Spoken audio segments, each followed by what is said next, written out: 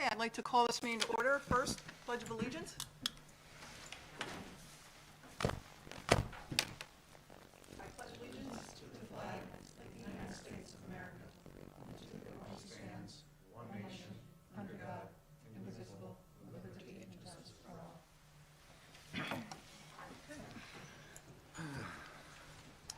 So at this point, I think we're going to move right into adopting an agenda. Can I get a motion? Costa, I have a second. All in favor? We are very excited to bring our two newest board members on, and to do so, Kathy Wentmore Chase will offer the oath of office.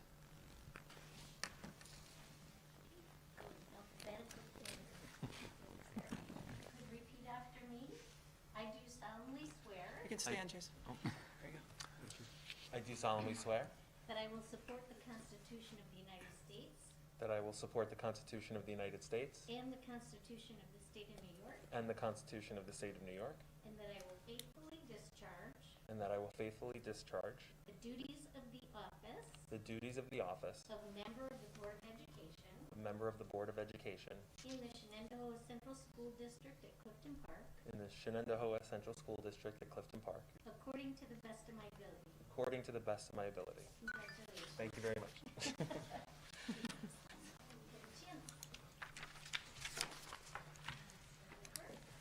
Repeat after me. I do solemnly swear that I will support the Constitution of the United States and the Constitution of the State of New York, and that I will faithfully discharge the duties of the office of member of the Board of Education in the Shenendehowa Central School District at Clifton Park, according to the best of my ability. Congratulations. You can just sign it. Well, we're going to move into announcements, so I'm sure you're going to hear a bunch of congratulations. So I will start, and we're excited. We're happy to have you here. I know this is going to be, I know you're both sitting there going, what's going to happen to me next? But just sit back and take it in, and you'll be just fine. Okay? So to start, we're going to start with Grace right now. All right, cool. Well, congratulations, both of you. And as for updates, so tomorrow morning, there is going to be a student forum just to discuss points of improvement that we want to make in the school and just get some student feedback with that. Kind of similar to how Coffee Talks would have run in a non-COVID situation, but it isn't that exactly.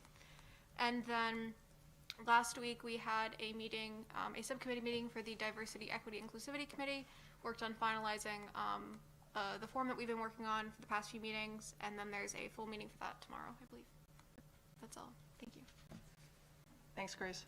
Gusta? I would like to welcome you guys here. It's great to have you both. Looking forward to getting to know you better and to working with you. I'm sure you'll be a welcome addition. So congratulations and happy to have you here. Thanks, Gusta. Naomi? I also would like to congratulate and welcome you both, Jason and Joe, aboard. And normally your families would come and they would sit and watch you take your oath of office. They're not here, but they should also be recognized. They're going to be supporting you during this, and that should be noted. And we definitely appreciate the support that they're giving you. As you're both aware, there's a steep learning curve, but I have no doubt that you're going to be prepared to tackle it at a time where there's with the pandemic, there's uncertainty, but there's going to be many firsts, and we're going to get there. And I look forward with working with both of you to flatten that curve. That learning curve is what I'm referring to. And welcome to the team. I wanted to also comment about the last week we had our Capitol Conference. I know Mr. Presley is going to comment on it, so I promise not to share too much. But wanted to say it was very good, even though we did not have the opportunity to meet with in person our elected officials, the assemblywomen and the senators that we typically do in the past. But we learned a lot. We heard from our government representatives the governor's side about the budget and then NISBA's assessment of it. That was really good to hear about the process for moving resolutions from the board table all the way to Albany. That was, I definitely learned from that. I typically am not part of that, so I just, like I said, we meet with our elected officials.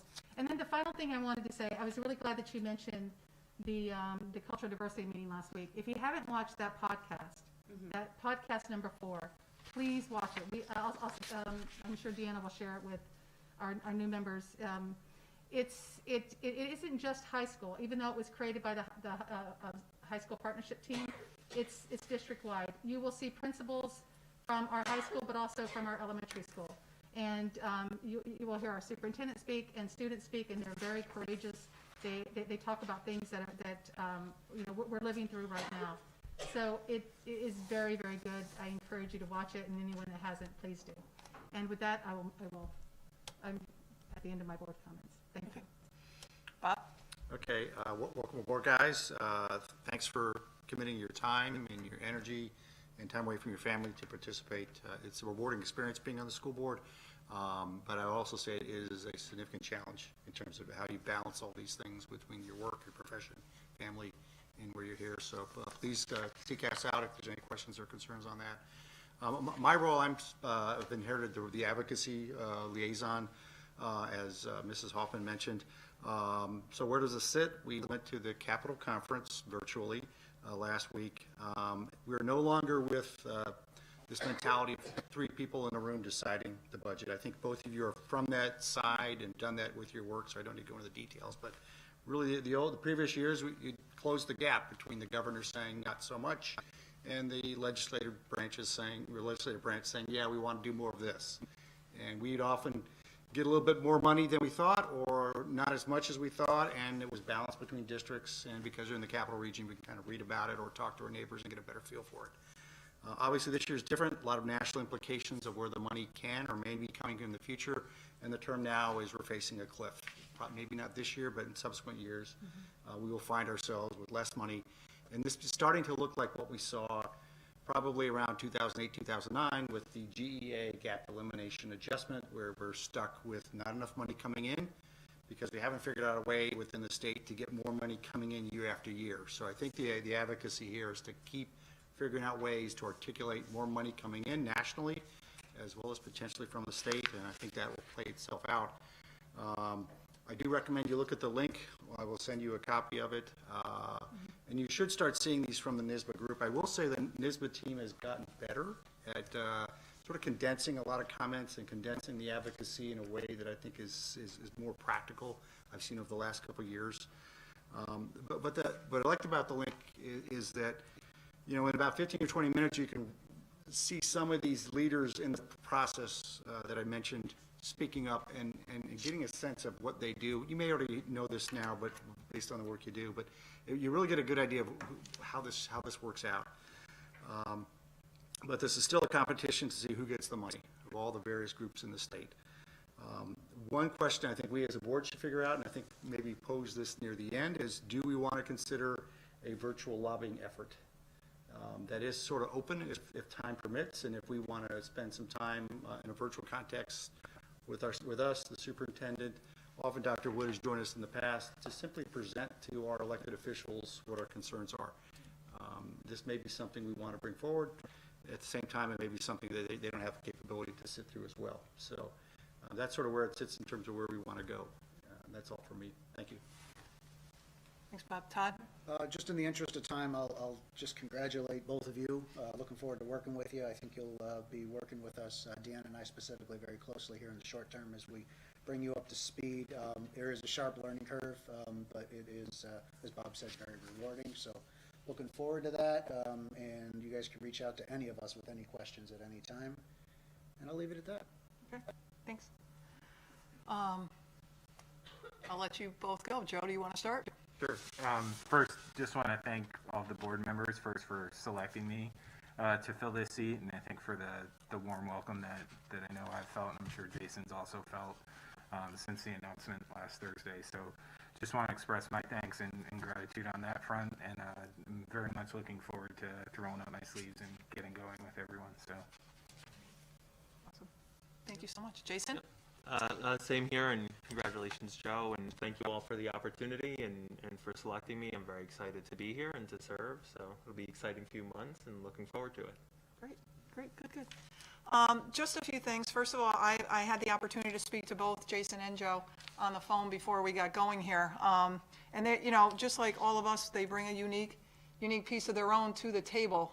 That's what I love most about this board is our backgrounds and our difference in, how we bring things and how we think about things. So that's what makes this board highly efficient. And like I said, and I said to both of them, it's really an honor to sit at this table. So congratulations. The other thing I did want to talk about, I'm sure Dr. Robinson is also going to talk about this, and I don't want to steal his thunder, but just from my perspective, coming on to the campus on Saturday when we were doing the rapid testing. So we sent out the email, right? So we had the consent of all these people that wanted to come. I think it was a slow start up front, and then they blanketed an email out, just come. But by the time I got here, there were people lined up coming through both those bus garage doors. It was really a phenomenal thing to watch. I mean, I got to take part in the pilot of 20 cars at that point.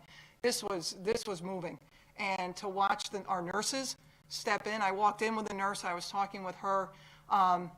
They just want to be there, they just want to help. They were so engaging. Them talking to the parents and guardians of the students that they were bringing in, all the way K through 12. So it was really remarkable. And then because of the rapid testing, and I'm going to stop short of this because I also want to come back when we talk about announcements because I don't want to short the students, but I'm going to come back and talk about rapid testing. But what an endeavor, and we did very well. It went off like clockwork, and just a very, very well-oiled machine. And I'm sure if we're doing it again, we'll do it just as well. So it was really a great experience to watch. Okay, with that, I'm going to turn to the students. I think I saw Yi Cheng, yep. And Trinity. Hello. Good evening. Hey, Trinity. Hi, how are you guys? Good. Okay, so I'll actually just give a couple updates on necessarily what Senate is doing right now. As I said before, we said we're going to have a video game tournament, and this video game tournament actually is going to be on this Friday from 5:30 to 7:30 p.m. It's open to everyone in the Shenendehowa community, so please come out and become a spectator. That we would love for you to just watch everyone play games. This is supposed to be a fun event, and of you can course, also participate if you want. yes. Oh my gosh, yes. Yeah, of course. Yeah. So get involved. That's the biggest thing we're trying to do with our Shenendehowa community is see that everyone's involved, even though we might be home. We are still showing off our Shen pride. So please come out to that. That'll be amazing. Our second event that we are working on is going to be on February 19th, and it's going to be submissions will be for this event from February 19th. It's our Festival of the Arts, and where we're just allowing students to have different submissions and show off their creativity, whatever they might do, whether it's music, it's art, it's poetry, just showing off your artistic abilities. Submissions are due, of course, February 19th. I do believe it's open to anyone. I don't know if we ever saw any faculty or administration get involved with this, but I wouldn't be opposed to it at all. So, well, we got some creative faculty members, so definitely get involved with that too. And the submission videos will be shown, I believe, through March. Okay, yeah. So thank you for having me personally, and I'm going to hand it off to you, Jane. Yeah, I think Trinity really covered it all. I have nothing to add, really. I have a question. How do you participate in the video game? Is there a link or some way to participate in the gaming? Yeah, the games that we're playing are Snake, Connect 4, 2048, Mario Kart, and then if you have a Nintendo Switch, you can play Smash Brothers too. The slideshow for the link is type into the chat. It's also bit.ly/ /Shenvideo. No capital S, just Shenvideo. You That'll can, take you to a slideshow that will tell you more about the rules, games, and including the sign-up link. can you just email my office that email, and I'll pass it to the board members? Yeah, Thank you. that's it. Thank you. Thank you both for coming. Okay. So at this point, this is a public meeting, so this is the opportunity for the public to address the Board of Education. Because this meeting is being held with limited in-person attendance, if you are a district resident, please send questions, comments via boe@shenschools.org. All questions, comments come into the Office of Public Information Officer and are shared with the board and the superintendent. The board will not address specific questions, comments, but ask for your name and address in the event follow-up is necessary. Policy questions, concerns are typically addressed by the board president. Operational questions, concerns are typically addressed by the superintendent and/or designee. So with that, I do want to bring up that we had a member of the community reach out regarding an experience that they did have at the rapid testing event that we had this past Saturday. So I'm not going to go into details of that email, but what I do want to just explain is that what happened after that is we reported that we had, out of all the teachers, out of the teacher community that week and what we did on Saturday, we reported 2 positive cases, okay? So what I want to explain to everybody that on a December 14th email that went out to the public with the consent or whatever, explaining what this was going to look like, rapid testing is just that, okay? Here at Shen, we have the ability to do rapid testing, not PCR testing, which is the next level of testing, okay? We don't do that here. But what we do, and we said in that email that, and I want to read it because I want to be clear that everybody understood. In the case of any positive test, we will ask you to contact your doctor immediately to review the test results and discuss what you should do next.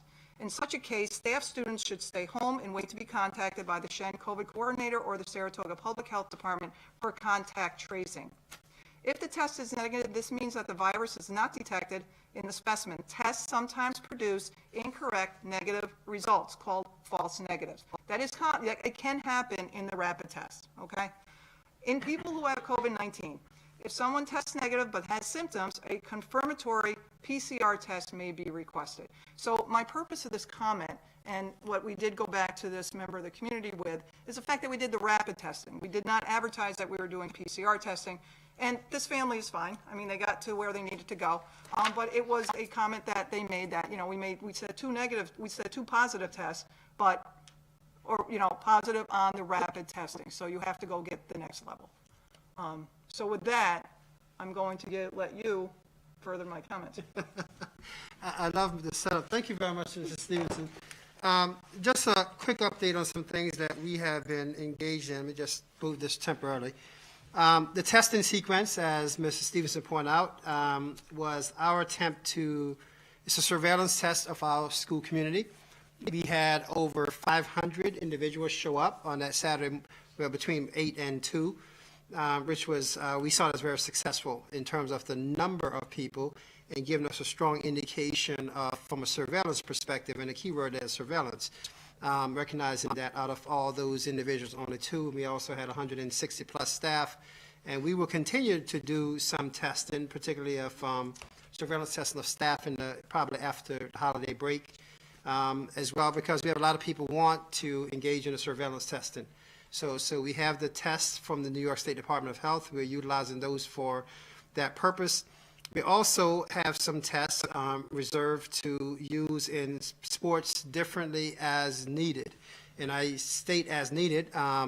The guidance approved by the Saratoga County Department of Health has a stipulation, what I call a circuit breaker, in case the 7-day average positivity rate increased beyond 4%, that allows us to continue to play with testing student athlete in a certain sequence. Student athletes had to sign a consent form, and so we have our student athlete ready to do so. For the most part, I can't say every single young person, because if a person for whatever reason doesn't, we're not going to say you can't play, but we certainly want to encourage all of our student athletes, and I would say if not all of them, most of them have already done so. So we're gearing up for the potential of having testing to be able to continue play and not having a situation where it goes to 4.2, then you got to stop play, then drop right down to 3.9. We can't have that erratic nature for our students. So we're looking forward to engaging that process. Related to testing, and just to emphasize a point again, Mr. Stevenson made that, so sometimes people want to get into arguments about what's statistically significant, and I'm not a CDC person, so I'm not going to try to sit here and quote you how many times a rapid test may or may not be proof positive. But when you test hundreds of people and you have a very small number, that's a good indication that your community is largely a particular way, one way or the other. And even when we look at over the course since September, since school's been open, and in relationship to the thousands of students that we serve, the relatively small percentage of students who actually tested positive also is an indication. We recognize that the quarantine is oftentimes an issue for parents because your child could be quarantined for 10 days by being in the presence of or proximity of.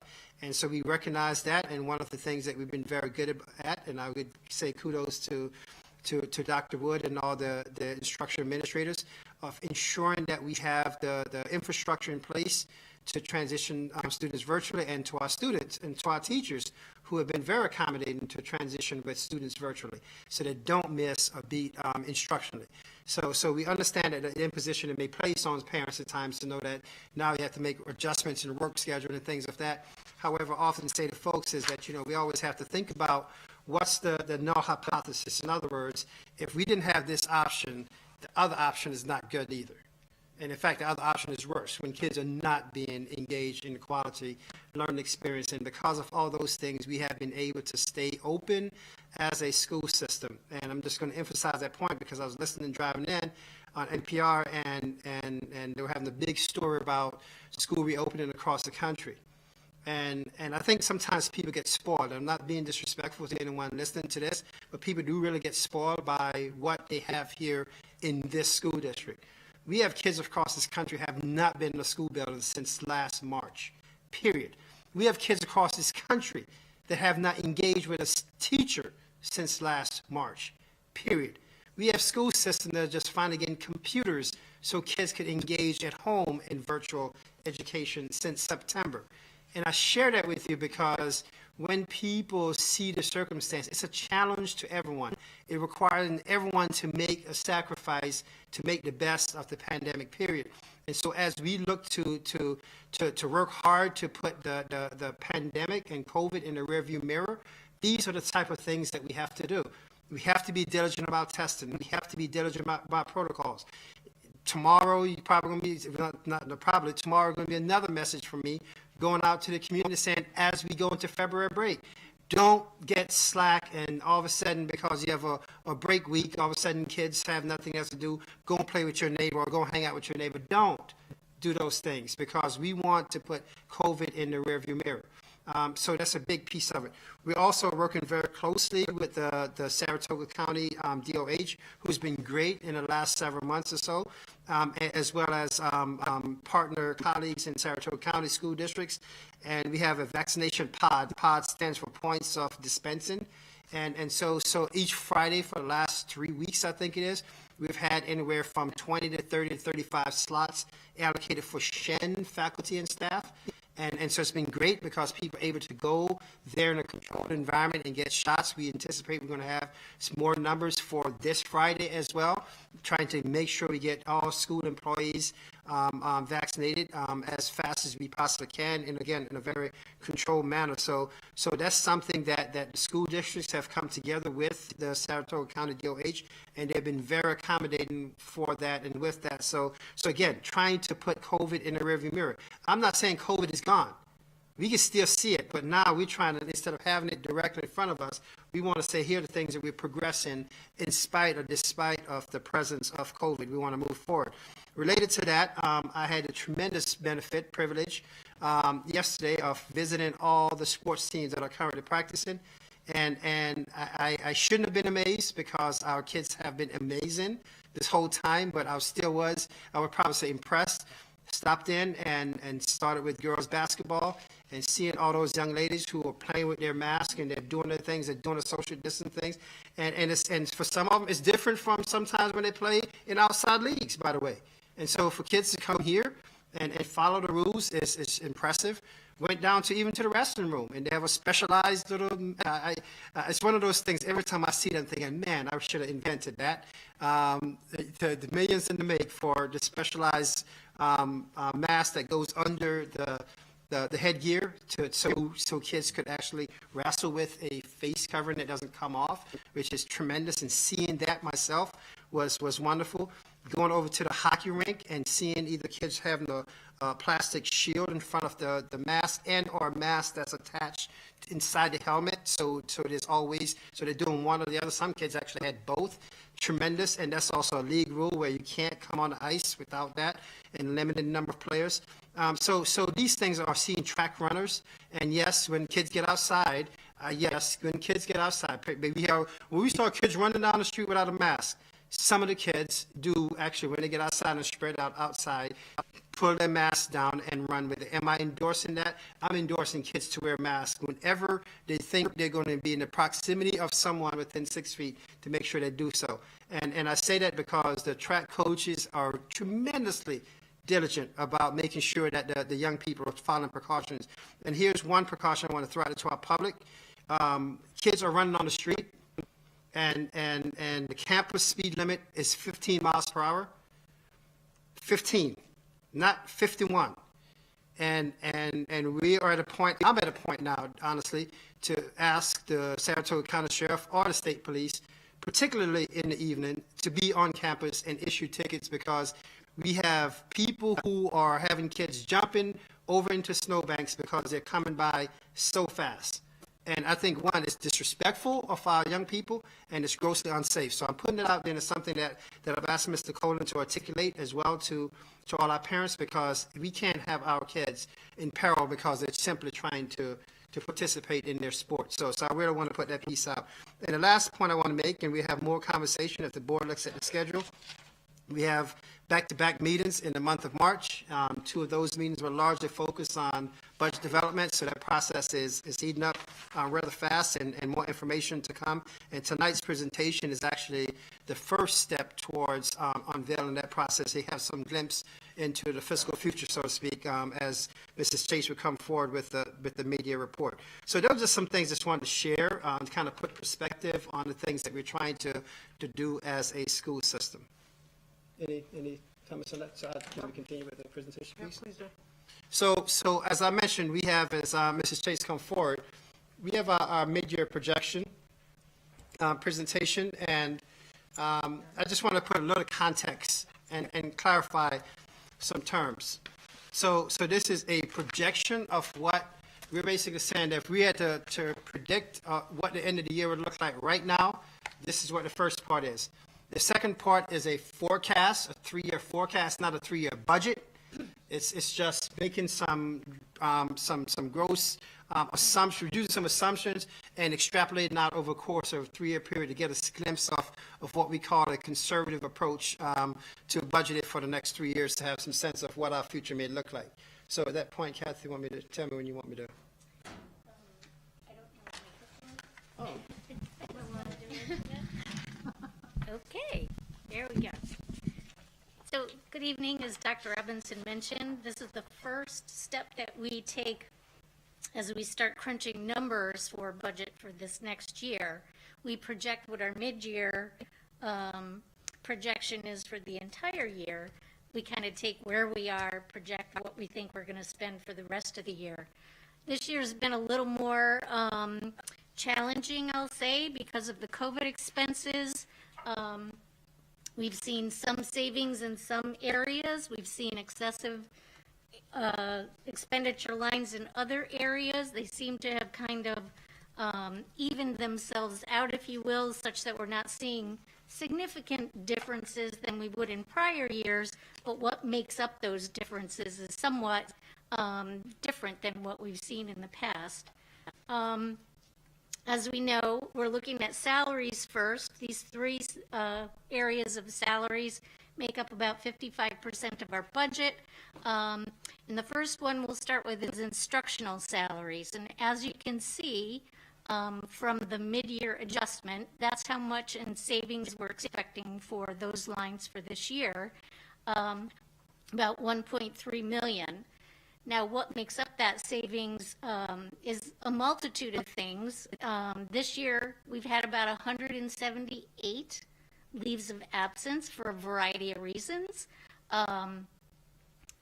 37 positions are going unpaid absences, which means we're hiring term people to come in for them.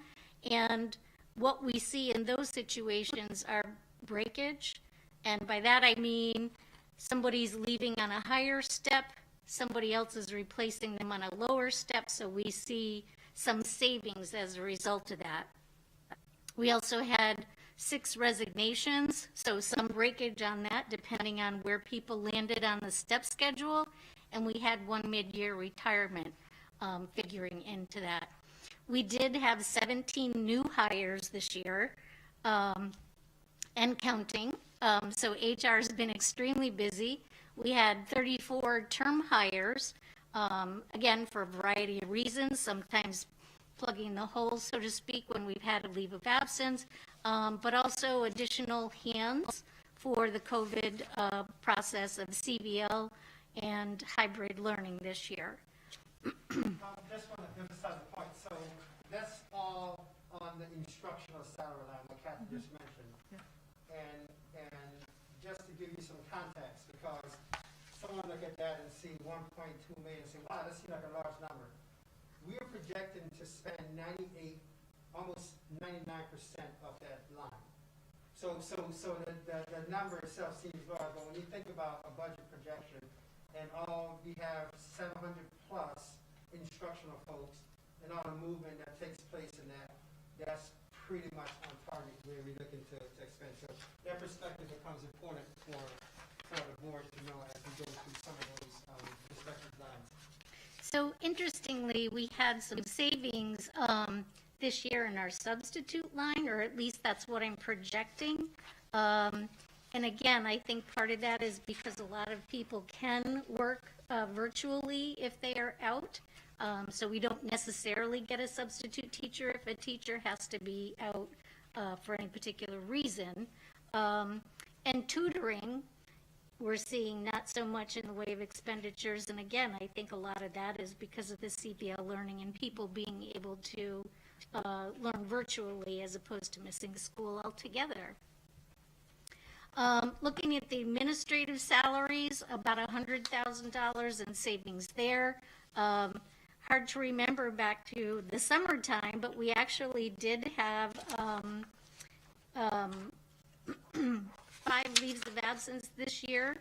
We had 1 unpaid absence, we had 1 resignation, and throughout the year and ongoing, we're experiencing 3 retirements. So that leads to some savings in those lines. The non-instructional salaries, we're expecting about $500,000 in savings. Again, leaves of absence, 350. Again, for a whole host and variety of reasons, not necessarily long-term absences. We had 53 employees take an unpaid leave. We had 22 resignations and 32 retirements this year. So a lot of volatility, if you will, a lot of movement in those non-instructional positions. We did have 54 new hires this year. And again, we're paying additional amounts in salaries this year overall as a result of the federal requirement that we pay for leaves above and beyond what the current contracts call for leaves. So we are incurring some additional cost above and beyond what we typically would. And then, of course, on top of that, the leave bank is still made whole, in which case, at some point, they'll be expending those, potentially, those allotments as well. It's a lot of moving parts this year. So very difficult to estimate, but we did our best. And going forward, it'll be interesting to see how much of those costs for COVID we figure into next year. A lot of discussion taking place on those items. Looking at equipment, we will fully expend our equipment lines as we always do. We did have some carryover encumbrances, so I know the adjusted budget is $1.1 million. We won't be budgeting $1.1 million for next year, but because it's always a finite amount in our budget each year, that will be fully expended as usual. Contractual amounts, about $585,000 in savings. We do tend to have a little bit of flexibility in this line, mostly because of our utilities. Can you just outline briefly some of the items in that line without going into detail? Contractual amounts can be insurance, attorney's fees, any contracts that we have for maintaining our equipment, our HVAC systems, any kind of expertise in that area. As I mentioned, utilities is another big one in that area, which is where we typically have some flexibility because we never know if we're going to have high rates or high usage versus lower rates and lower usage. So we're expecting about $230,000 in utilities this year. And we're finding we're fairly efficient, but, you know, it always depends on how cold the winter is, how hot the summer is, et cetera. Textbook and library, while I say we typically do expend all of those monies, if we don't spend it, we do transfer it to IMS because they are always purchasing as much hardware as possible to keep up with the obsolescence plan, as well as you know, new needs for hardware in the hands of students. So as much as there is some savings there, we do expend more in the hardware BOCES line, which is why we're seeing probably some trade-offs in those two lines. And by the way, hardware aid is about the same calculation of aid as BOCES aid. So we're not losing aid, it's just in a different bucket. And for the two new board members, you don't worry about the alphabet soup right now. You have plenty of time to get into it, so I'm just being trying to be respectful of time tonight because we have a lot of details, but you'll hear about these details again as you go through the budget development process. So we just provide an overview of these items, not necessarily going into details of all these items. So BOCES, you'll see, will almost entirely expend the BOCES amount. As I mentioned, any spare change that we have in BOCES, IMS will typically try to utilize. Between that and special education, we usually expend right up as much as we possibly can in BOCES, not trying to spend more, just making efficient use of the allocations that we have. Supplies, we typically spend, you know, I'll say to the extent needed. We often have some amounts left. I think we're typically around, you know, 95% or so in supplies. And that's partially because we do freeze the budget at the last quarter, at the very least anyway. And fortunately, we have responsible administration that spends just what they need as opposed to, I have an allocation, I'm going to spend it all. Some of that savings there, I'd say the bulk of it is probably from unexpended items in fuel for transportation. It's about $270,000 this year. And right now we do have some savings in athletics. I don't know if that's going to remain now that we're geared up again. So again, it's kind of difficult to estimate those amounts. Benefits, again, is always a big one, and we estimate very conservatively. We have about $2 million in savings there, and I can tell you about 60% of that comes from health insurance. We're fortunate that our brokers are very good at negotiating with our carriers with regard to our rate increases. However, I am told for next year, they are expecting double digits. I was told between 10 and 15%.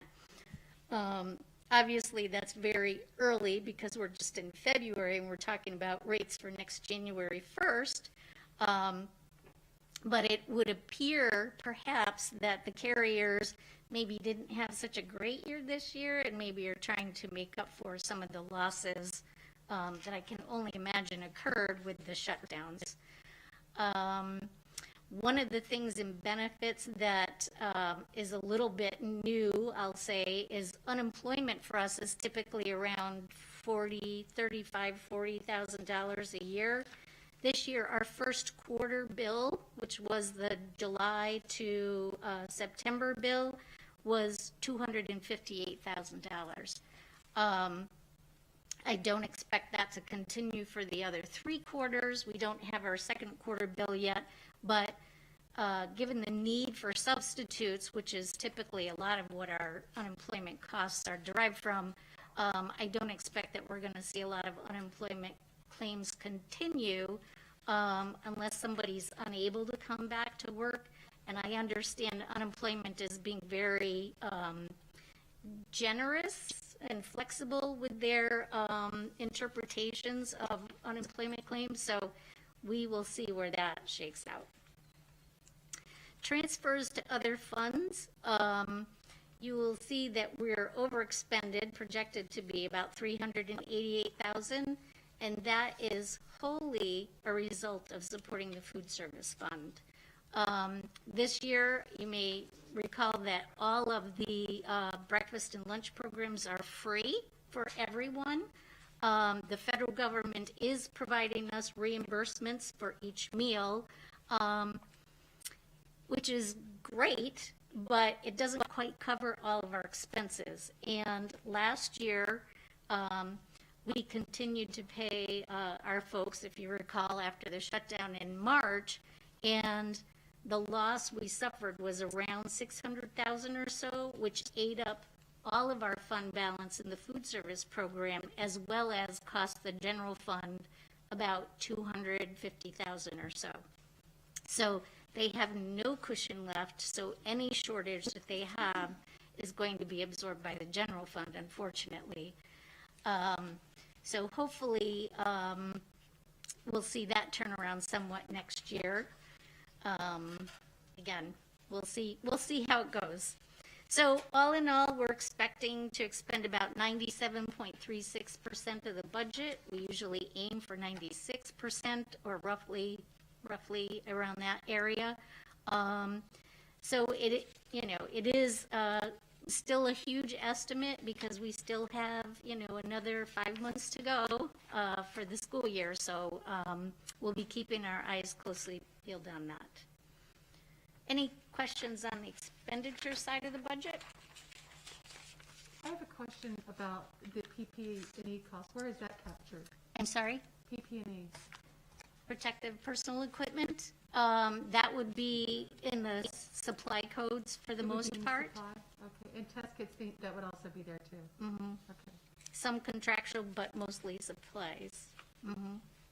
And we're keeping track of that separately as well because FEMA may reimburse some of that. We're getting updated guidance on that, almost weekly. So we're hopeful we'll get some reimbursement on some of those expenses too.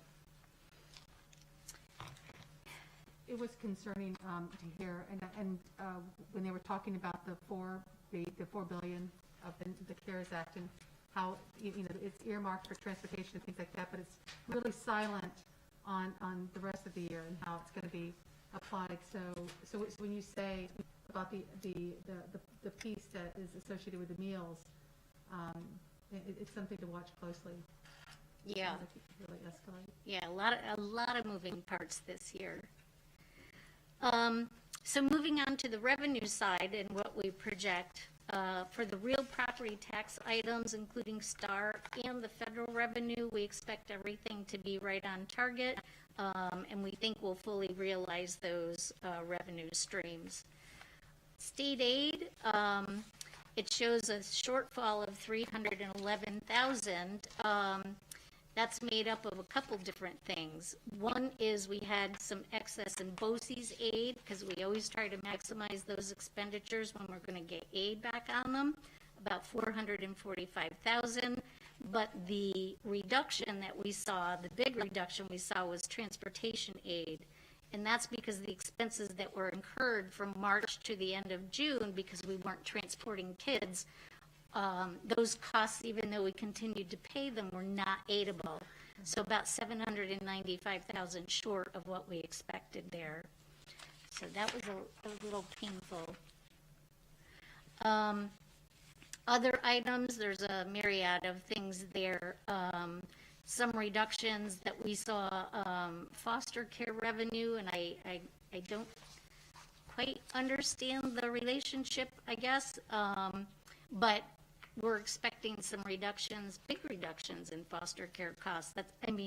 Hopefully that's a good thing, I guess. But it is a shortfall in our budget.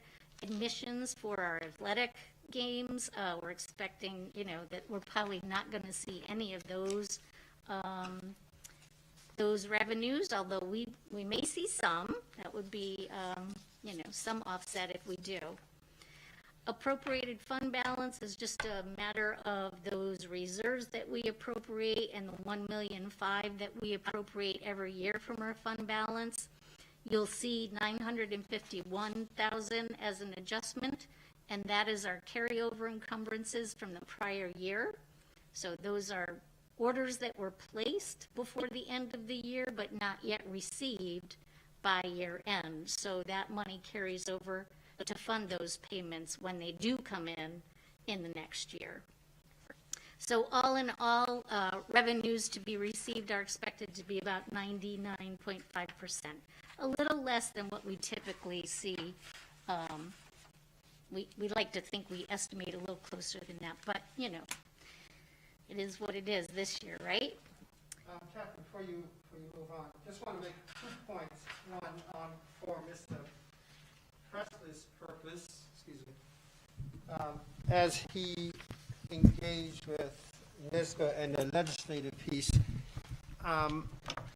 the transportation aid that Kathy referred to for transportation that we provided when we weren't necessarily transporting students, but by executive order, we were not allowed to terminate employees, so essentially we kept people on board. Yes, they did a lot of work, they did a lot of other miscellaneous things, but they weren't necessarily transporting students all the time. That's a big lobbying piece right now, for schools to be reimbursed transportation aid for that. And for our purposes, that's almost $800,000 in potential lost aid. So I only want to pause and put that out there, because it's one of the things that we're advocating very strongly for as well. And I just want to explain the last piece about foster care. It's my thought, it's a paperwork processing where, yes, kids are still in foster care. And it's a question of when will that paperwork, during this COVID period, where we have seen in many instances, a lot of agencies, paperwork processes slow down or disappeared altogether, to be quite honest with you. So we're hoping that once that process picks back up, we'll see those reimbursements in future years and hopefully address those things. So I don't want that comment to come across as an anti-foster care comment at all. It's not. I think it's a bureaucratic process that needs to catch up, and hopefully sooner than later. So I just want to highlight those 2 things before we transition out of the revenue. And just a quick summary, we have targets for expenditures that we look at from year to year to year. The Board of Education gets the Treasury report on a monthly basis that gives us targets. I call it dashboards. And so when we look at this projection, even with the variations with COVID, is still on target where we want to be. So so we can look at the start at the end. The challenge has been all the things in the middle. But we want to make sure that despite or in spite of the things in the middle, we end where we want to target to transition smoothly to the next year. So I think it's an important part for the public, certainly the board to know, for the public to know, because this builds momentum into budget planning for the next year. So I just want to pause and do that. Because the next piece we're going to pick up on is actually Won't go into a lot of detail, so to speak, on this, the fund balance piece of it, but just to give the board a sense of, as we do projections on the revenue expenditure side, we want to say then, what does that mean for our fund balance projecting the end of this year, and then we do another year projecting the end of next year in '22, just so the board can have some sense of our fiscal health as a system. So Kathy, you want to walk through that briefly? Sure. So we start with our unreserved fund balance from last year, which we ended the year with about $6.6 million. And based on what we just saw, based on our projection of 99.5% revenues, 97.36% expenditures, leaves us ultimately with an operational surplus of about $3.9 million. And if you add that to our beginning fund balance, basically we have about $10.5 million unreserved, unappropriated to work with. We typically replenish the reserves that we appropriate to help our budget, which means we would replenish $750,000 to the retirement reserve, $660,000 for the employee benefits reserve. We anticipate based on our connection with TRS, we anticipate that we're going to see some increases in TRS percentages and contributions needed from the district going forward. So we're anticipating with any flexibility to try to fund some retirement reserve increases. And Let me just pause one Sure. quick second. So we have different reserves, and each year it's a very strategic decision about which one we fund. It's strategic and also an accounting decision, because we just can't stack away money. It has to be money with known liabilities or really anticipated liabilities. Either you have the bill in your hand or there's an anticipation that the bill could occur. So things like the retirement liability is the ERS, Employee Retirement System. We know that those rates are going to go up next year. The rates are already published. And so instead of having us reduce potential budget capacity that impacts students, we had the reserve to offset those rates, so we're not telling little Johnny or little Joe or little Sarah or little Kim or whomever you want to call that we can't provide programs to because retirement rates went up to the roof. So we try to have the reserve to offset those things. Similarly, we have a tax surcharge liability. We anticipate that next year we're going to have a slew of businesses filing for a reduction in tax surcharge rates because their revenues, sales revenues, have been impacted by COVID.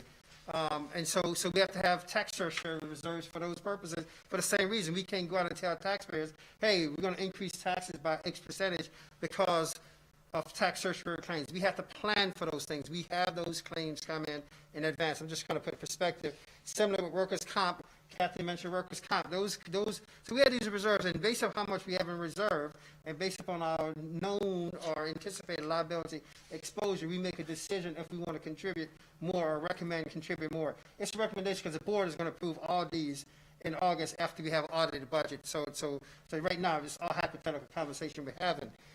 Similar when we call a capital project reserve. It's a reserve that goes with a capital project we're going to talk about later on.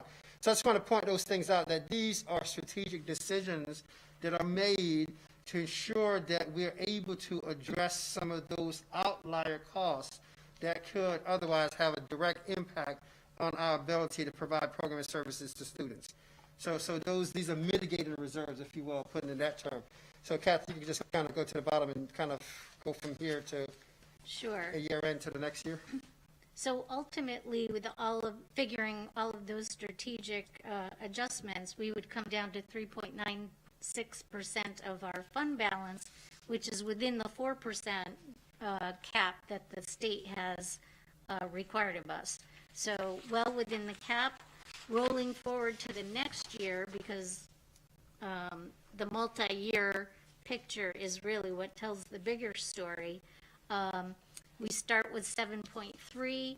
We assumed in this scenario 2.2% increase in budget because that's what our 5-year average has been. We anticipate 100% revenue for this estimation and 99% expenditures, leaving an operational surplus of 1.8. Again, a starting point of 9.2, with which we then strategically plan either replenishing reserves, funding, not funding. And the 1.5 reappropriation is something we've been consistent with for a number of years now. It's something we can attain, and it still provides a steady resource for us from year to year. Based on those assumptions, we came out with a $6.2 million balance of unappropriated fund balance, or 3.32%. But it does drop rapidly without some intervention and strategic planning with the reserves, with the expenditures, et cetera. So before we transition out of this and see if there are questions, just want to, again, put some perspective for the board. What we're trying to look at is if we continue the expenditure trend, the revenue trend, end of the year and into the next year, making some conservative assumptions, are we in a situation that we might be seeing a structural deficit? In other words, our capacity to generate revenue, fund balance that carries from one year diminish so fast that we'll be making drastic decisions and reverse course. And so this is saying, even with the conservative projections, we're still in a sound fiscal place moving forward. This has nothing to do with what the federal government's going to do. This has nothing to do with what the state's going to do. All those are factors that we're just assuming that we have the same similar amount of revenue stream, similar expenditure pattern. The bigger question is, okay, what will those revenue streams be? That's a different conversation. So I don't want to confuse that conversation with this conversation. They're related, but they're not the same as we look at our projections, because we are trying to do the things we can do to control our destiny as an institution, and then try to influence some of those outside decisions that has a direct impact on our institutional decision-making. So to kind of put context to the whole thing, and that's the reason why we go through this exercise, so as we sit here and start our budget process, to have some degree of confidence that, okay, from a fiscal health perspective, we're okay. It's kind of like, I'm going to personalize it to my own personal health. As personal health, I'm okay, but if it was sunshine and sunny every day, I would be in better shape than in the wintertime. But okay for the winter, and I think so for the board, okay for the times that we're in, and also consistent with where we have been in the past as well. So as we look to the future, we can look to the future with optimism and not necessarily a pessimistic approach to things. Recognizing, again, those other factors are still looming, the state, the feds, and all those other factors that we still have to, once we start doing the budget, we have to fine-tune and incorporate a lot more. So it's a projection out. So with that, let me just pause to see if there are questions. Because the next piece, again, we'll kind of go through a little faster, just look at some bottom line so the board could have a sense of, if we were to run these assumptions for a year and then extrapolate those same assumptions out for the next 2 years, what do some of those bottom lines look like? And so we won't necessarily walk through all the details of everything, but to kind of walk you through the bottom line so the board can sense that from a worst case scenario, if we don't massage the budget, what I mean by massage the budget, having those crucial conversations about why are we doing this, can we do it differently, can we do it cheaper, can we not do it at all those questions that we have when we go through the budget process, without massaging the budget in that sense of it, here is what the trend line would look like for the next 3 years. And I always say, as long as that trend line is not in double digits, anything below 5% or so, we can massage down to what our typical budget projections have been, anywhere from 2.5 to 2.25. Some years we've been high as 3% increase from year to year. So again, perspective for the board. So I'm sharing that because we want to walk through every details of this presentation, so people don't think, why didn't you walk through every detail? That wasn't the intent. The intent was to give the board the details, but to walk through the bottom line of it. Mr. Presley. So in the past, one of the ways you've summarized it very well is health of programs, okay? And that way, and so what I'm sort of inferring, if you can verify it, we're still very healthy. We're not looking at anything that would be dropped out. Because last spring, other school districts in this area had to drop out programs, which creates a lot of turmoil within their teaching community. We're not seeing anything that would lend it to being a dropping or reduction of a program. Conversely, do you see anything at the end of this year where we could have the discretion to add a little bit more in? Or is that, as you mentioned, sort of you have to drop something else out if you wanted to add more in? So the last part of your question is easier part of the answer, no. Because honestly, we are trying to leverage as many resource opportunities out of this year to go into next year, because the piece that we can't control right now is what's going to happen, not only the availability of funds from the federal government to the state, but also the distribution of funds from the state to schools. And sometimes people say I'm criticizing folks. It's not a criticism. It's a reality that if a decision is made to use federal funds differently at the state, it could have a significant adverse impact on us a year or two out. When those federal funds aren't there, how will those coffers be backfilled by state revenues? And so we then have to figure out if we have to build contingency in to try to address some of those gaps. So if you recall, as a board last March, April, when we were going through the budget process, there was a big looming 20% reduction in the budget development process, and that carried over into September. And when we put our budget together, saying, back to your point, we're not reducing programs. We're not, I tell people all the time, I wasn't hired to make programs worse. I was hired to make programs better for our kids. So we came to the perspective of that. And so we built the budget knowing that if certain things were to happen at the state level, what contingencies do we have to draw from to backfill some revenue so we don't have to reduce programs, recognizing it only make future years tighter. But again, we live to fight another day kind of approach to budgeting. And so those are the factors, Mr. Presley, that we still have to watch, and we'll get into that conversation a lot more when we get into the budget piece, because hopefully by then we'll get a better understanding of where the state is going. Well, first of all, where the federal revenues are going, what strings or conditions that come with those revenues to states, and then where the state is going and how does that impact local distribution of funds. And those are the pieces that right now everybody's trying to unpack. I would love for funds to come directly to schools and we figure out how to use it. Honest, I would love for that to happen, and then we could sit here and lay out a 3-year plan with our revenue streams versus this big unknown. While we don't get a lot of state aid in comparative terms, about 28% of our revenues from state aid, that's still a significant amount that swings the pendulum very quickly if those revenues don't land in the right order. And so in this case, it is about order, not only about amount, but also sequencing of when those revenues occur as well. Madam President, it's good. So we'll walk through so Kath, I'm going to go down.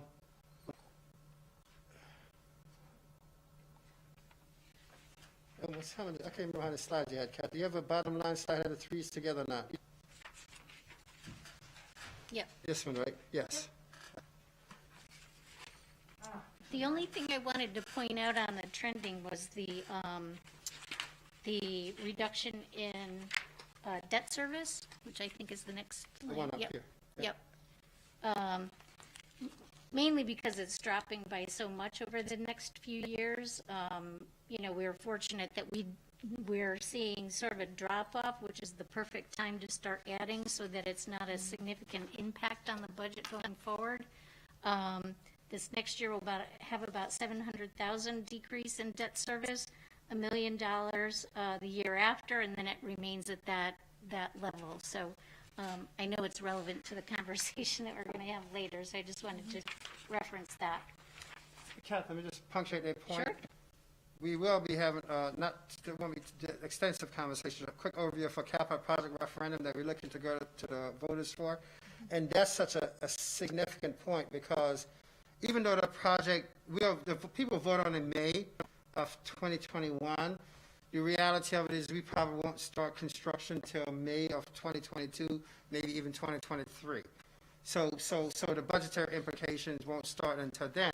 And even when we look out, this is the reason I want to point it out. So this year, mid-year projection model is based upon what Kathy just assumed the end of this year is going to look like. And then we have some assumptions built into the formula, and then kind of roll those assumptions out for the next 3 years by the respective categories that we just went through before with Kathy, just to have some sense of if we just do this and just what does mathematical looks like. And so the debt service one is actually, though, is probably the most one that's resembling true, because debt service is always prospective in terms of you do something today, you create a debt schedule for the future payments. And so even with that, we're talking about potentially bringing on a capital project and seeing the debt service, our mortgage payment, actually flat, if not reduced, because we have a model when debt is retired. When we pay off one house, we don't go buy another house until we pay off the one house. And the house that we buy is actually more efficient, but actually cheaper than the house that we just paid off. Just kind of using that as an example, how we bring debt onto the system. So taxpayers aren't seeing increases in taxes as a result of us bringing capital projects on. So that's pretty significant for us as a system. I just want to point it out. So Kat, just look at the bottom lines here. Sure. So the projected balances, as you can see, we had shown before, forecast increases based on all of those assumptions of percentage increases and trends. We're projecting 2.25% for 21-22, 4.62%, and 4.46%. Strictly based on mathematics and formulas, not necessarily based on, strategic planning that we're doing for the next few years. So this 2.25, that number, again, back to Kathy's point, we're going to have highs and lows.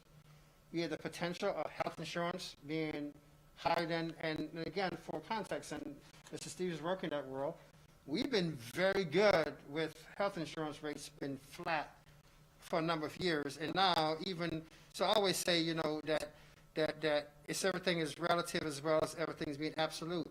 So if we're seeing 5, 6, 7% increases, there are going to be places that are going to be seeing 17, 18, 19% increases, a relative thing, and largely because of the work that we've been doing over the years with brokers and things like that to really massage.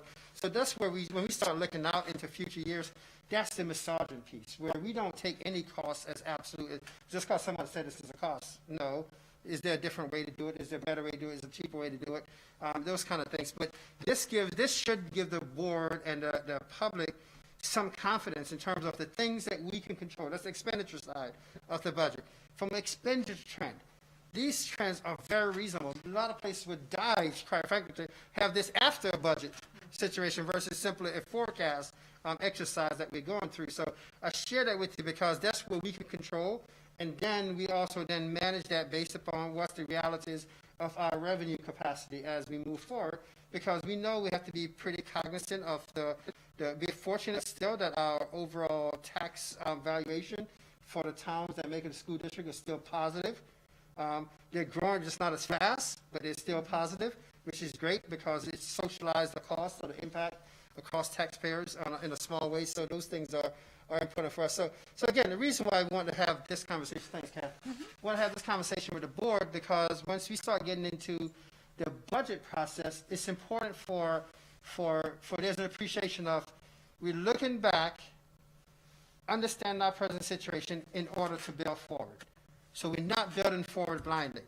We're building forward with the assumption of if we want to be able to do these things in the future, what are the things that we do need to do right now in order to be able to do those things in the future? And those things in the future is the consistency in program delivery, as Mr. Presser just pointed out, for our students. And the model has worked, I could say, for the last 15 years, and we expect the model to continue to work as we move forward. So this gives the board some sense of, okay, there's some moving parts, but we're in a place that if we have to maneuver more so than we have in the past, we can effectively do so and keep the outcomes consistent. So I'll just pause there in case there are no. We're good. And so the next few things, just going to briefly just verbalize. So the tax cap is also part of that calculation. We'll get more into that because the tax cap creates another dilemma because it shrinks our capacity to do some of the things in the budget. And so one of the things that we're always cognizant of is that in some degree, we are penalized for being efficient, which is the crazy part about it, right? So we're always cognizant of the baselines that different formulas, be it state formulas, are based upon. Because if we're so efficient and the baseline is lower and they're based on that, we are penalized moving forward. And so we find a fine line between how we make sure we're not being penalized and how we make sure we're not being wasteful at the same time. So it's even things like retiring debt. When we retire debt, that's a lower baseline. And so that's why we try to time projects so the debt lines stay relatively the same, so we're not penalized for some of those kind of things. And so more of that will unveil itself as we go into the budget side, particularly the revenue side of our budget development in March. Related capital project, as I noted before, we, in fact, tonight is the seeker declarations for that project. We're moving ahead, a $26 million referendum, and it's a neat project. It's going to hit particularly our middle school and elementary schools. And I'll just give you a good example of this one that we're proposing. And it's not necessarily, I guess it'll be out in the public now after we say it tonight. Just to give one example of this, the current Gowanus office is right here. We're planning to, as a part of the relocate all these offices, transition the art classrooms here, and so we're able to do all the things we do on this hallway down here, and pick up additional instructional space. And more importantly, create a more formal front entrance for Gowanus, as also a secured entrance for Gowanus, because if you ever come here on any given day, people come into the lobby and the students and kids and adults, it's not a good situation. And so even creating a more secure entrance in that vestibule area so people come in and go into the new offices. So again, that's just kind of, if you kind of frame that in your head real quick, as well as some upgrading some of our oldest classrooms in the school district. And I think Joe Bush may even have her name still carved on the wall somewhere from when she was a principal, not necessarily a student. It's some of the science rooms here down this hallway to give the board. So we're looking to upgrade a couple of those science rooms here. Across all the elementary schools, something that every year we hear about, and it's a legitimate thing, and I fought it because I'm from Florida, and I don't think it gets hot any place else other than Florida and Arizona, but people in the Northeast keep telling me that we have 2 days of hot weather in the Northeast. It's a joke. We have the capacity within our system to have air conditioning in all our elementary schools, but it was a big piece that we had to wait till the referendum, so we're going to upgrade those systems. And it gives us a lot of flexibility how we use schools in the summertime for summer programming. Right now, it's Orange and Shattuck, because those are the two places, and those places get overused all the time. So how to create some, so we're looking forward to that piece. Some asbestos work is an ongoing thing. Again, we're going to have a more detailed piece of it, but we're pretty excited about this project because it does a little bit, particularly for our middle and elementary schools. We're having some conversation around some not necessarily a massive upgrade to the technology wing like we did at the high school, but just some cleanup items in the technology wing here as well. So pretty excited about that project because it addresses a lot of our needs, and it does so in a way that's minimal impact on our budget piece, as you noted here. And related to that, I'm going to remind myself, and Mrs. Ford will remind me, and Mrs. Valente Lenzi, the new PIO, that we'll be planning probably maybe mid-March a ribbon cutting for the technology wing. I just need to get that date hammered down. I was there in the building today and was, yesterday, was pleased to see the progress of that area. It's pretty neat. It's come together fast, and so once we do that, we're planning some kind of ribbon cutting ceremony for the new high school technology wing. It's really, really impressive how that place has been really transformed as a result of this. So I just want to highlight those two things. The other item that's on here is the fire inspection report. And in the agenda item, the board has the action item. Barb Saliker had another conflict. She had to leave. Barb is always a trooper. She's always addressing something somewhere. So the fire inspection report is a clean report because, quite frankly with you, the things that always get is, how high from the ceiling are things hanging? And so those are the kind of things that we always have to correct. Barb is very careful with working with our fire inspector to make sure that if there's anything that's potential safety violation, we do it then. We don't wait till after the board approved the fire report and then we say we do it. We do it then. So any corrective items are even done before the inspector leaves because we want the inspector to re-inspect it to make sure those things. And we rarely have anything that's notable or significant, and that's the case as well with this fire inspection report. And so the actual report is on the action item as well for later on for the board to approve. So we're pleased with the work of all staff, quite frankly with you, that make sure that we're doing the things to ensure our buildings are safe. And then the last piece that I just wanted, Mrs. Carmen won't be here tonight with us, So if there are questions that the board has related to the policies for first reading, I'll be more than happy to address those specific policies. And for our two new board members, just a quick little thing, you hear more from Mrs. Stevenson when we do orientation. But first reading is a review of the policy. The board is not acting on them. The public has a chance to read them. Next board business meeting, the board will act on them as a second reading. So that's the reason why we do it. So the policies are on the website, on the board link. People can look at them. If they have questions, they can relay questions. The board has the opportunity to relay questions. And we have a policy review committee that will review those questions and make the adjustments accordingly. So when we bring it back to second reading next month, those policies will be adopted. Just like tonight, we have some policies for second reading that were presented last month for first reading. So if there are questions related to those policies, I'd be more than happy to address on behalf of Mrs. Carmen. You're talking about just the first reading? Just the first reading, correct. Seeing none, Madam President, that's all for me tonight for now. First of all, Kathy and Dr. Robinson, thank you so much. I know this is, we've been talking about this year's budget. We started talking about it in March of last year when we shut the doors on March 13th. So this is, I know it's a huge undertaking, and I know I'm sure you sit together in 6 feet apart in a room a lot lately, trying to figure this out. Zoom, Google Meets. So thank you very much for that. Okay, moving into consent items, Treasurer's report, can I get a motion? Bob is first, Naomi is second, all in favor? Yeah, can I just, for our new board members, this is one, if you want to just get a good look at the finances, this is a good document to look at. So Mr. Presser already nodded his head, so he'll mentor both of you on that, so that's good. So this is one of those good documents to look at. Yeah, it's a good breakdown of everything. Yep. So you're able to vote now because you are. Yep. So going to minutes, January 12th was our first section. January 12th. They would have to abstain because they weren't. They would abstain to this one, yes. Can I get a motion? We got to know. Okay, Gusta's first, Bob is second. All in favor? Aye. And we got 2 abstentions for Joe and Jason. And Todd. That is not here because his furnace broke. January 26 minutes. Can I get a motion? Naomi is first, Bob is second. Abstain, Joe and Jason and Todd. Okay, all in favor? Motion passes. Okay. Moving on to action items. Now you're in, guys. Business items. Acceptance of the fire inspection report, which we're just talking about tonight. Can I get a motion? Bob is first, Naomi is second. Any comments or questions? All in favor? Motion passes.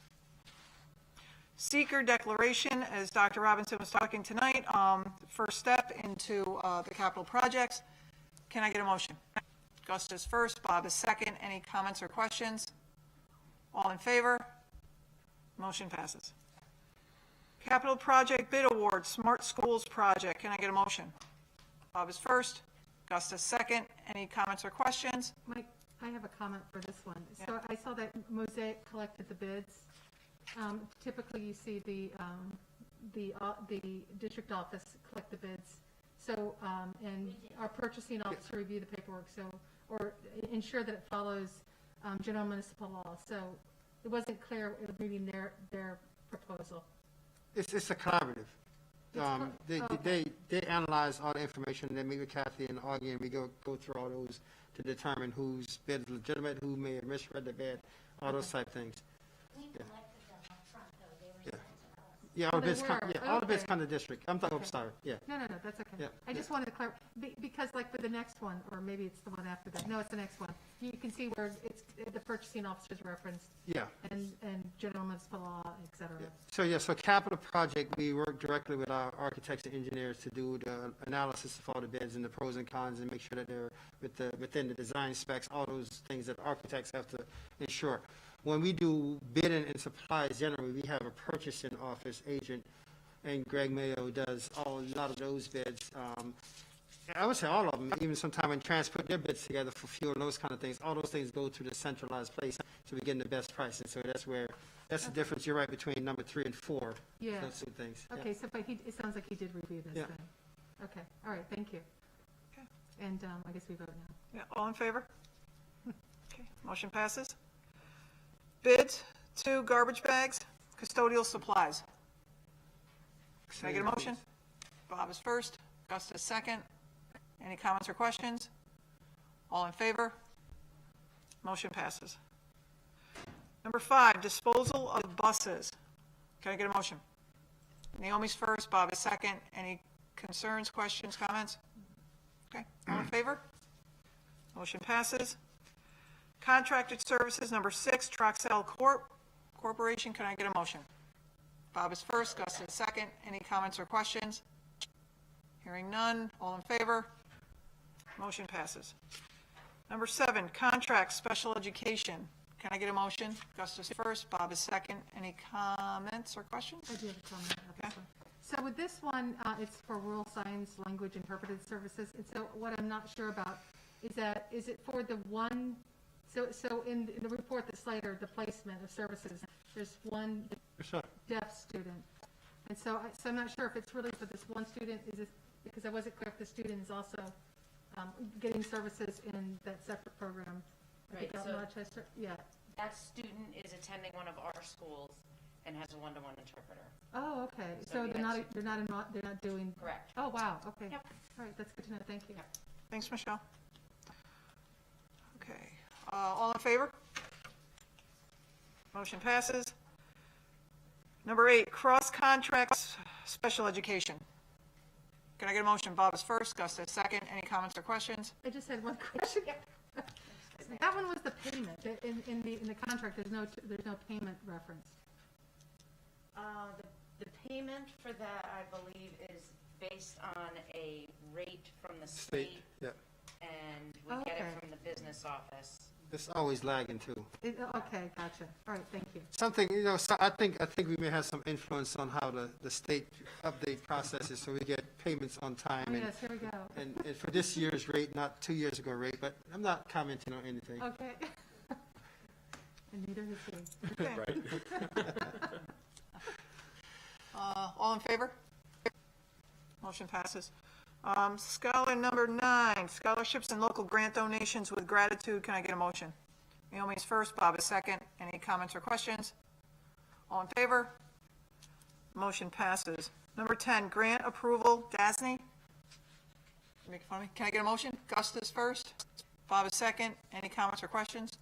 Just a comment, of course, with appreciation, but I just wanted to ask, because this is from the Dormitory Authority and Tedeschi's efforts, so it says to replace and update the box office that was 2 years ago, right?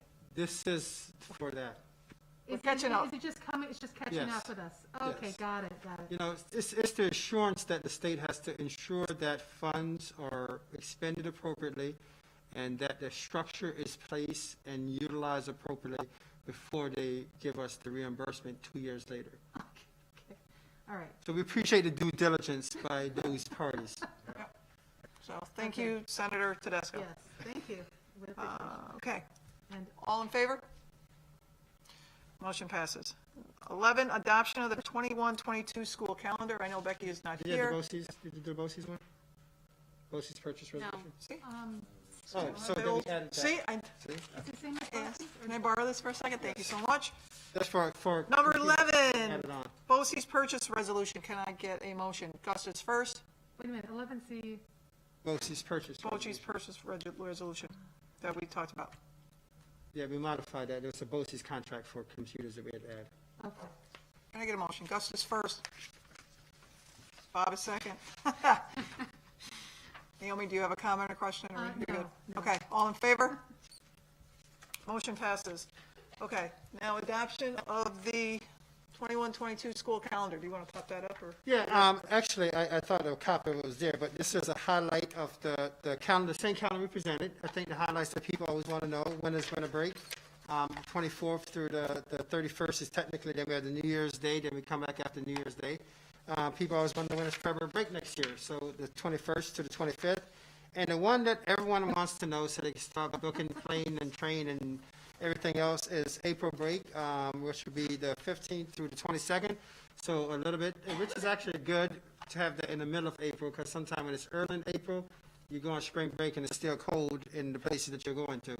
So this calendar is there. And it's a tighter calendar, in the sense of 184 days, similar to this year, and we always have to think about the snow day factors as we move forward. Okay, I'm good from here on. All right, Do we know when the first day of school is? Is it September 7th? Because the original calendar wasn't, okay. No, I'm sorry about that, I can tell you. Keep going, I can make all it. right. Can I get a motion? Is that going to stop you from No, going? no, it Okay. won't. I just- Naomi's first, Bob is second. Hold your comments and questions, all in favor? It will be, yes. It is September Motion 7th? passes. That's right, Labor Day is on the 6th. The Okay. Superintendent's conference will be on the 7th. First day of students will be on Wednesday, the 8th. Oh, the 8th, okay, cool, thanks. Okay. And Mrs. Mylod. Front and center, please. Acceptance of special education placements. Does anybody have, can I get a motion? Oh. Gus is first, Naomi second. Any comments or questions for Mrs. Mylod? Okay. All in favor? Motion passes. Thank you, Michelle. Personnel, Mrs. Bush. Yes, good evening. As part of staffing, there are some retirements, upcoming retirements that I'd like to recognize. Starting with Mr. Tom Van Gelder, who's retiring after 35 years in the district, the last several years as the Gowanus assistant principal. We have some instructional retirements. Mr. Gary Brown retiring after 19 years, and these are all effective June 30th. Linda Francoise retiring after 31 years, elementary teacher. Jean Favola retiring after 29 years with the district. Jan Riley retired after 24 years with the district. Tracy Rapitsky, 35 years as an elementary teacher with the district. And Larry Wingowski after 12 years with the district. So those are the most recent added retirees for the June 30th. And Mr. Van Gelder's this Friday, right? Mr. Van Gelder is this Friday, yes. And Kelly. Well, because we have the break week the following week. Okay. So can I Oh, get a, right, because it's the 21st. can I get a motion? Justice first, Naomi second, and before we go, so a few are very near and dear to my heart on this one. Tom Van Gelder, congratulations, Gary. Linda Francois from Orangen. Jeannie Frivola, field hockey, God bless her. Great run she had. Jan Riley, great counselor. Tracy and Larry, congratulations. All in favor? Motion passes. Thanks, Jill. And then policies and procedures for the second reading. Any comments before we go? Becky would normally speak up there. If there are questions, I'll be happy to address There's them. no questions, but it's the code of conduct. I didn't know if you wanted to say something about that. I mean, we talked about it at the last meeting. Yeah, we did. They did ask about it actually at the diversity subcommittee. So we'll share that out with them okay. once it's approved now. Yep. Yep. Okay, can I get a motion? Gus is first, Bob is second. We just want comments, all in favor? Motion passes. Okay, I don't see Lindsay or Kelly, do we have any public comments that came through? We do. Okay.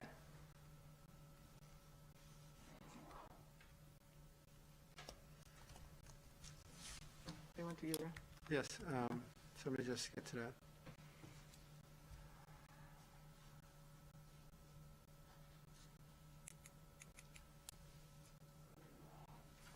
So, let me just open this so you can see it. Can you read from my? Yeah, go to me. Shoot. Okay, I'm going to read it. Dr. Robinson, members of the school board, over 120 years ago, one mother and one teacher saw a need to speak up for children to create resources for families and communities and become a strong advocate for public education.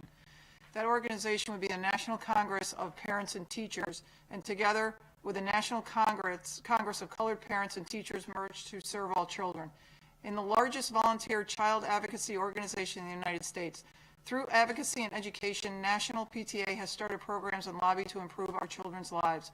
This proud tradition continues today. The trials of the past 11 months have put our community and those around the world to task, demonstrating the importance of coming together to support our students and our families. We have watched our parents, teachers, and community members step up to organize and contribute in new and creative ways. Our PTA units continue to support our schools and our families. They are organizing and holding online events for families, online fundraising, collecting cards for our senior community, holding collective drives for programs like the Shen Bountiful Backpack Program and all the virtual world. The collective voice of our membership will be lobbying for the financial support of our children from Albany to Washington, D.C. We encourage every parent, teacher, and community member to show their support of our students by becoming a PTA member or renewing your membership yearly. If you have already joined, thank you. Membership links are easy to access on school's webpage under PTA. Here at Shenendehowa and across the nation, the PTA is committed to improving the education, health, and safety of our students. Stand with us. PTA, Every Child, One Voice, written by Britt Gersey, president of the Shenendehowa PTA Council.